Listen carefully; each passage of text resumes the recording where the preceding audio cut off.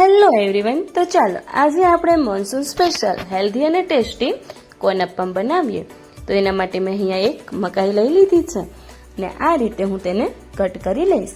હવે આપણે તેને ગ્રાઇન્ડ કરવાનું છે, પણ ગ્રાઇન્ડ કરવાની સાથે આપણે એક મરચું અને આદુનો કટકો એડ કરી દેવાનું છે અને તેને ગ્રાઇન્ડ કરી લેવાનું છે. તો આ અંદાજે માપ છે તે 1 કપ જેટલું છે. હવે તેને આપણે એક બાઉલની અંદર નીકાળી લેશું ને ત્યાર પછી આપણે એમાં થોડી એવી કોથમીર એડ કરી દઈશું અને ત્યાર પછી તમારી પાસે જે પણ અવેલેબલ કેપ્સિકમ છે તે તમારે એડ કરી દેવાના છે. અહીંયા હું રેડ અને યલો કેપ્સિકમ એડ કરું છું. ત્યાર પછી અડધી ચમચી લીંબુનો રસ એડ કરી દઈશ અને 2 ચમચી ચણાનો લોટ અને 3 ચમચી ચોખાનો લોટ છે તે એડ કરી દઉં છું. ત્યાર પછી આની અંદર હું અડધી ચમચી જેટલો શેકેલા જીરાનો પાવડર એડ કરી દઉં છું. સ્વાદ અનુસાર મીઠું એડ કરી દઈશ અને ત્યાર પછી થોડો એવો મરી પાવડર એડ કરી દેવાનો છે. અને વિડીયોમાં જોઈ શકો છો તેમ મેં અહીંયા અડધી ચમચી જીરું એડ કરેલું છે, આખું જીરું.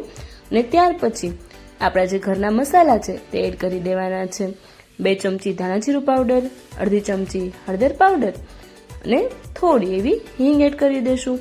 હવે અહીંયા મેં થોડું એવું બેકિંગ સોડા અને બેકિંગ પાવડર છે તે એડ કરેલા છે.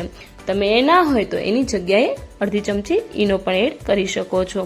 હવે એની ઉપર હું થોડો એવો લીંબુનો રસ અને પાણી એડ કરીશ. તમે વિડીયોમાં જોઈ શકો છો તેમ મસ્ત રીતે ફૂલી જશે. હવે જરૂર પ્રમાણે આપણે પાણી એડ કરતું જવાનું છે અને આ રીતે મિશ્રણ તૈયાર કરી લેવાનું છે. અડધા કપ કરતાં પણ પાણી છે તેમાં ઓછું જોશે, એટલે તમારે એક સાથે પાણી એડ નથી કરી દેવાનું. આ રીતે થોડી એવી ઘટ પેસ્ટ છે તે બનાવી દેવાની છે. હવે અપમ પ્લેટની અંદર તમે બટર, ઘી અથવા તો ઓઇલ છે તે લગાવી દેજો અને આ રીતે આપણે અપમ છે તેને રાખી દેવાના છે. બધા જ અપમ છે તેને હું આ રીતે રાખી દઉં છું અને અહીંયા હું અપમ છે તે ઘી વડે શેકું છું. તમે તો બધા જ અપમને રાખી દીધા બાદ આપણે ઢક્કણ ઢાંકી દઈશું અને 3 થી 4 મિનિટ માટે આપણે લો ટુ મીડિયમ ફ્લેમ ઉપર આને પકાવવા માટે રાખી દઈશું. હવે એક બાજુ મસ્ત રીતે આપણા અપમ છે તે ચડી ગયા છે. હવે તેની ઉપર થોડું એવું ઘી લગાવી દઈશું અને ફરી એક વખત આપણે તેને બીજી સાઈડ પકાવવા માટે ફેરવી લઈશું.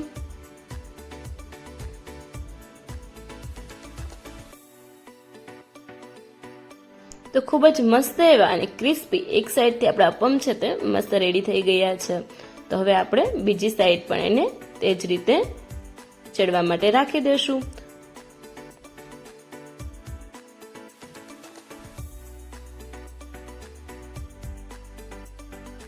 જો ઉપરનું લેયર છે તે ઘી બધું શોષી લીધું હોય તો તમે થોડું થોડું ઘી છે તે ફરી એક વખત એડ કરી લેજો અથવા તો ઓઇલ યુઝ કરી લેજો, જેથી આપણું ઉપરનું જે લેયર છે તે સુકાઈ ગયું હશે તે ખૂબ જ મસ્ત ક્રિસ્પી બની જશે. હવે આ રીતે 3 થી 4 મિનિટ આપણા અપમ છે તે બીજી સાઈડ પણ મસ્ત રીતે શેકાઈ ગયા છે અને હવે તેને આપણે સર્વિંગ પ્લેટની અંદર નીકાળી લેશું.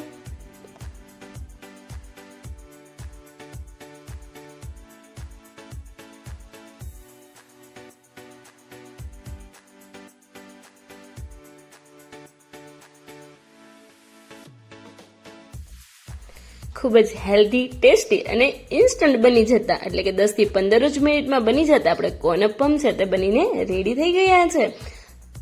અને હવે તેને આપણે ગ્રીન ચટણી, આમલીની ચટણી, કેચઅપ કે દહીં સાથે સર્વ કરી શકીએ છીએ. તો અહીં હું દહીં અને આમલીની ચટણી સાથે આપણા અપ્પમ છે તેને સર્વ કરી લઉં છું.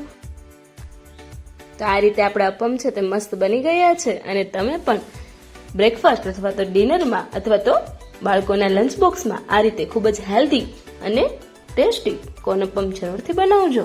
અને અમારા વિડીયોઝને લાઇક કરજો, ફ્રેન્ડ્સ ફેમિલી સાથે શેર કરજો. એ ચેનલ સબસ્ક્રાઇબ ના કરી હોય તો જરૂરથી કરી દેજો.